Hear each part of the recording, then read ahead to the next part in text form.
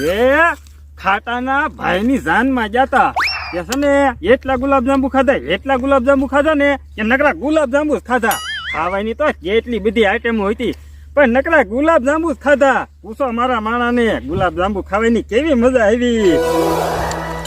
હા ઓ રણુદા, ગુલાબજાંબુ ખાવાની બહુ મજા આવી. હે એલા હું ખાઈ ગયો? એ કાંઈ નહીં રણુદા, એ તો હું ખાલી મોઢું હલાવું ખોટું. હવે ખોટું હું બોલે? મારી સામે ખાઈ ગયો તોય જો દે તો શું છે બવણીમાં? એ રણુદા, એમાં ગુલાબજાંબુ છે. હે ઓય બાપા, જાનમાંથી ગુલાબજાંબુ લઈને વિયો આવ્યો? હા રણુદા, ના તો કેટલાય બધા ગુલાબજાંબુ હતા, થોડોક બાવણી ભરીને લેતો આવ્યો. જ્યાં ડોબા જેવા ત્યાં તો કેટલા બધા ગુલાબજાંબુ હોય જ છે ને. ઈવડે એને જાન જમાડવાની હોય, એમાં કઈ બાવણી ભરીને ન લઈને વિયો આવવાનું હોય.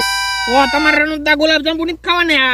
અરે ગુલાબજાંબુ લાવ્યો છો ખાવાના જ હોય ને. લા અમે હાલ ખાટલે જઈને બેઠા બેઠા ખાશું. એ હારું.